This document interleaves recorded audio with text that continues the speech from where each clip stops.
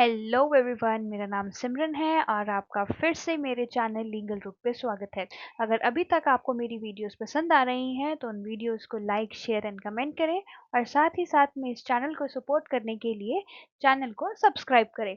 तो चलिए बिना टाइम वेस्ट करें हम अपना अगला टॉपिक करते हैं जो कि है इंटरनेशनल लॉ और म्युनिसिपल लॉ। हम इस पर्टिकुलर टॉपिक में इंटरनेशनल लॉ और म्युनिसिपल लॉ में आपसी रिलेशन को पढ़ेंगे और साथ ही साथ में इन दोनों में क्या क्या डिफरेंसेस है उस चीज को पढ़ेंगे। तो चलिए हम स्टार्ट करते हैं। Difference between international law and municipal law. सबसे पहले हम मीनिंग देखते हैं। International law is a body of rules governing relation between states and other international persons. जहां पर म्युनिसिपल लॉ क्या है, it is a body of law governing relation with in the state.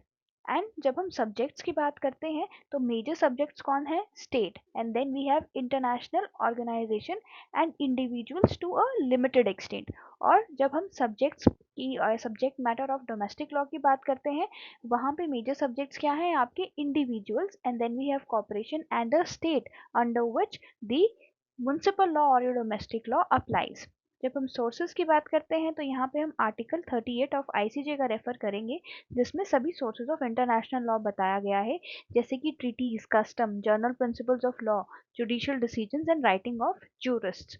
और जब हम बात करते हैं डोमेस्टिक लॉ की तो हमें पता है constitution is the grand norm, और ये जो है वो मेजर सोर्स है। फिर है आपके स्टैट्यूट्स जिसको हम एक्ट्स भी कहते हैं, and then you have ordinances which is passed by your governor as well as president, then custom and judicial precedents.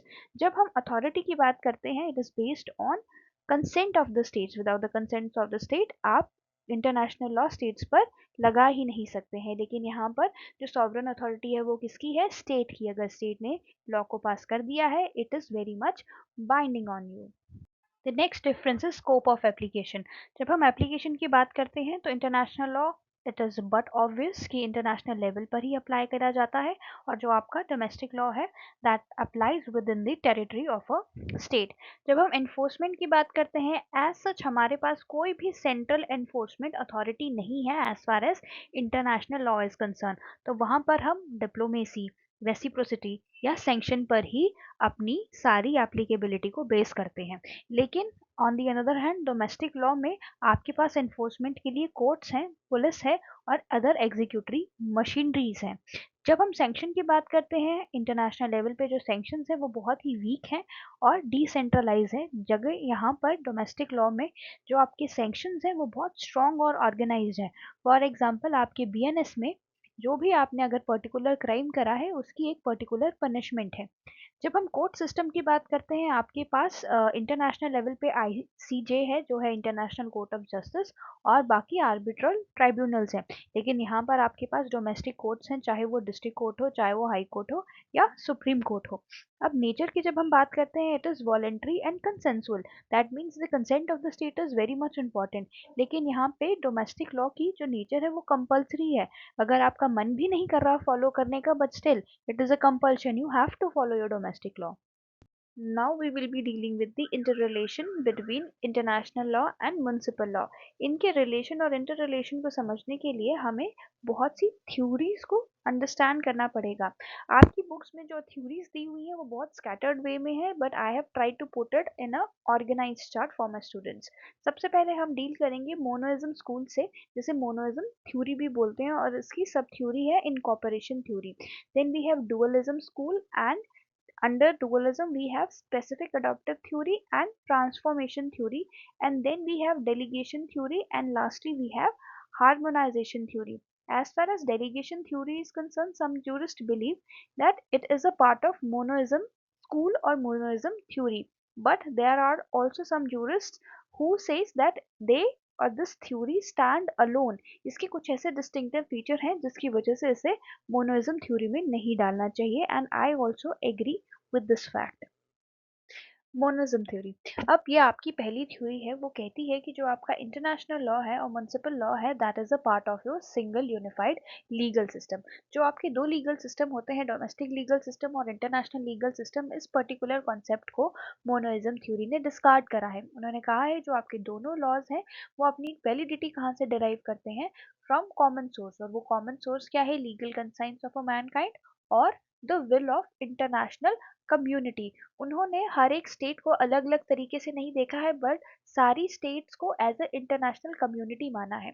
वो कहते हैं बिकॉज ऑफ दिस रीजन जो इंटरनेशनल लॉ है वो आपका ऑटोमेटिकली क्या हो जाता है, डोमेस्टिक लॉ का पार्ट बन जाता है, और इसीलिए आपको कोई स्पेशल लेजिस्लेटिव एक्ट को इनैक्ट करने की ज़रूरत नहीं पड़ती। वो इतने एक्सटेंड तक चले जाते हैं कि वो कहते हैं कि अगर बाय चांस आपकी इंटरनेशनल लॉ और डोमेस्टिक लॉ में कॉन्फ्लिक्ट है, then international law will always prevail over your domestic law. Why?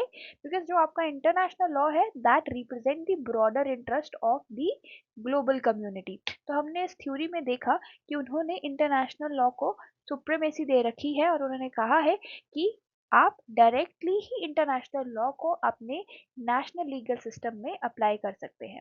अब आता है हमारे पास theory of incorporation which is a sub theory of मोनोइज्म school.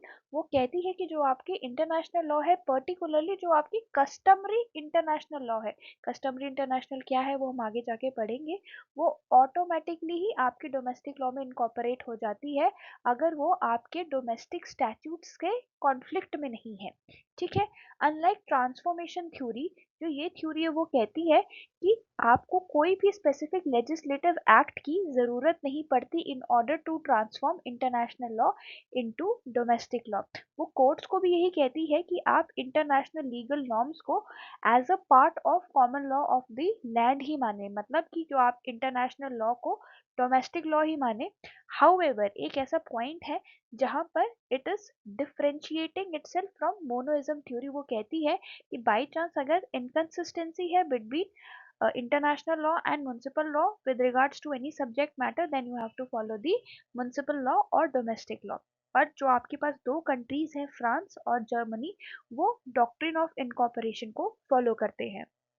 Now the second theory is dualism theory। dualism theory कहती है जो आपका इंटरनेशनल लॉ है और म्युनिसिपल लॉ है वो क्या है, दो separate and independent legal system है। जो आपका इंटरनेशनल लॉ है वो गवर्न करता है रिलेशंस बिटवीन स्टेट्स, और जो आपका डोमेस्टिक लॉ है वो रेगुलेट करता है relation between the states and individuals with in its territory. जो भी इंटरनेशनल लॉ के और डोमेस्टिक लॉ के सोर्सेज हैं, चाहे सब्जेक्ट्स हैं या पर्पस है, वो डिफरेंट है, एंड तभी जो आपका इंटरनेशनल लॉ है वो ऑटोमेटिकली डोमेस्टिक लॉ का पार्ट नहीं बनता है। तो इंटरनेशनल लॉ को अगर इफेक्टिव होना है विद इन अ स्टेट तो उसको ट्रांसफॉर्म होना ही पड़ेगा into municipal law through legislation, मतलब through some kind of an act. और जब कभी भी इंटरनेशनल लॉ और म्युनिसिपल लॉ में कॉन्फ्लिक्ट है तो म्युनिसिपल कोर्ट को यही डायरेक्शन है थ्रू दिस थ्योरी कि आपको डोमेस्टिक लॉ को प्रेफरेंस देनी है over international law. Why? Because it reflect the sovereignty of the state. अब इसकी सब थ्योरी है the theory of transformation. Theory of transformation कहती है जो आपका इंटरनेशनल लॉ है वो ऑपरेट करेगा within the municipal legal system only after it has been transformed into domestic law by legislative act. अब आपको पता लगेगा कि ट्रांसफॉर्मेशन थ्योरी क्यों डुअलिज्म स्कूल में आती है, और क्योंकि इन्होंने भी प्रेफरेंस किसे दे रखा है कि लेजिस्लेटिव एक्ट के बाद ही इंटरनेशनल लॉ डोमेस्टिक लॉ बनता है। ट्रांसफॉर्मेशन जब तक नहीं हो जाती है तब तक जो इंटरनेशनल ऑब्लिगेशन है वो प्रॉमिस ही रहेगा। ठीक है। It does not create enforceable right और duties for individual within the state. International law कोई भी एनफोर्सिबल राइट और ड्यूटी क्रिएट नहीं करता है। This theory highlights the role of national legislature in giving effect to the international law and transforming it into municipal law only then it becomes operative within the system of a state। और दो countries जो आपकी United states हैं, United kingdoms हैं, वहां पर आप doctrine of transformation को जो थ्योरी है इसको फॉलो करते हैं। अब बात आती है स्पेसिफिक अडॉप्शन थ्योरी की जो डुअलिज्म की ही एक थ्योरी है। वो कहती है कि international law becomes applicable in municipal law only when state expressly adopts what a particular international rule or treaty provision। so adoption किस तरीके से हो सकती है, चाहे वो थ्रू लेजिस्लेशन के थ्रू हो, जुडिशियल रिकॉग्निशन के थ्रू हो, या एग्जीक्यूटिव एक्शन के थ्रू हो, चाहे लॉ पास कर दें या जजमेंट्स के थ्रू अडॉप्ट कर ले या किसी एग्जीक्यूटिव ऑर्डर से हम उस चीज़ को अडॉप्ट कर ले। जो ये थ्योरी है वो इंश्योर करती है कि जो स्टेट है वो सिर्फ सेलेक्टेड इंटरनेशनल ऑब्लिगेशंस को ही डोमेस्टिक इफेक्ट दे। और इस चीज से स्टेट्स क्या इंश्योर कर रही हैं, वो अपनी स्टेट सॉवरेनिटी को प्रिजर्व भी कर रही है और लीगल और इंटरनेशनल लीगल नॉर्म्स में अपनी एंगेजमेंट भी दिखा रही हैं। फिर आती है हमारी तीसरी थ्योरी, जो कि है डेलीगेशन थ्योरी। डेलीगेशन थ्योरी ने सबसे ज्यादा रेलेवेंस किसको दिया है, आपके कॉन्स्टिट्यूशनल फ्रेमवर्क को। ये थ्योरी क्या बात करती है, जो आपकी इंटरनेशनल लॉ है वो ऑटोमेटिकली आपके डोमेस्टिक लीगल सिस्टम में ऑपरेट नहीं करेगा। जो इंटरनेशनल लॉ है उसने ये अथॉरिटी किसे दे रखी है, स्टेट को दे रखी है या स्टेट को डेलीगेट कर रखी है, allowing them to determine whether, how and to what extent international legal rule will be applied within their internal legal order। ये जो डेलीगेशन है स्टेट्स को दे रखा है कि आप जब चाहे इंटरनेशनल लॉ को अपने इंटरनल लीगल ऑर्डर में आप अप्लाई कर सकते हैं। अब वो कैसे इस चीज को अप्लाई करते हैं, ये हमें दूसरे पैराग्राफ में बताया है कि जो एप्लीकेशन है इंटरनेशनल लॉ का, that is only dependent upon the sweet will of the state that is expressed through it's constitution. तो इसका कॉन्स्टिट्यूशन ही बताता है कि स्टेट कैसे इंटरनेशनल लॉ को अपने इंटरनल लीगल ऑर्डर में ऑपरेट करेगी। So under this theory the state retain full control over the incorporation of the international law into municipal law। A state may choose to adopt only certain international rule। उनको वो modify भी कर सकती है according to their domestic need, और उनकी जो implementation है उसको डिले भी कर सकती है। कब तक, जब तक उनके पास अप्रोप्रिएट लीगल मैकेनिज्म आ नहीं जाता अपनी स्टेट में। Delegation theory rejects the idea of supremacy of either laws. वो कहते हैं ना तो कोई लॉ किसी के सुपीरियर है और ना ही किसी के सबॉर्डिनेट है। इस थ्योरी में they have treated both the system as operating through consent and cooperation, और स्टेट को कैसा बताया गया है, acting as a connecting authority. Last में हमारे पास आती है हार्मोनाइजेशन थ्योरी। ये जो थ्योरी है वो दोनों से अलग है, मोनोइस्ट और डुअलिस्ट थ्योरी से, और एडवांस किसके थ्रू गई की गई है, रूसो और फिट्जमॉरिस के थ्रू।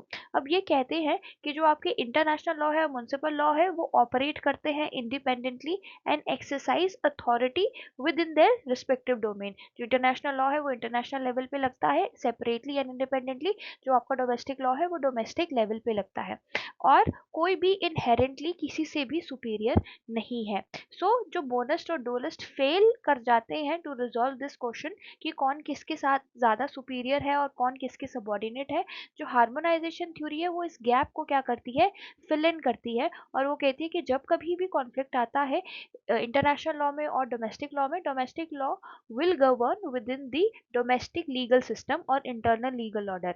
लेकिन वो साथ ही साथ में कभी भी कोई भी स्टेट अपनी जो स्टेट ऑब्लिगेशन है इंटरनेशनल लेवल पर उसको निगेट नहीं करती है। एंड साथ ही साथ में वो नेशनल कोर्ट्स को यही सलाह देते हैं कि जितनी भी इनकन्सिस्टेंसीज हैं between international law and domestic law, उस चीज़ को आप रिकनसाइल करें, ताकि जब भी हम इन्हें इंटरप्रिटेट करें तो इस तरीके से इंटरप्रिटेट करें कि इनमें जितनी भी इनकन्सिस्टेंसी और कॉन्फ्लिक्ट है वो रिड्यूस हो जाए। So through this process of harmonisation जो दोनों लीगल सिस्टम है वो एक क्लोज आ जाएंगे और उनमें आपसी म्यूचुअल कंपैटिबिलिटी बढ़ेगी। So at the end, I just want to conclude after going through all the four theories, monoism, dualism, delegation and harmonization theory, कि international law और municipal law different है, yet they both are interrelated। जो आज का modern legal system है वो एक pragmatic approach के ऊपर ही dependent होना चाहिए, जिसमें monoism और dualism के दोनों elements हों, ताकि हम ensure कर सके effective implementation of international obligation at domestic level. अगर आपको मेरी वीडियो अच्छी लगी तो उसे लाइक शेयर एंड कमेंट करें, और अगर आप ऐसी और वीडियोस देखना चाहते हैं तो मेरे चैनल को सब्सक्राइब करें।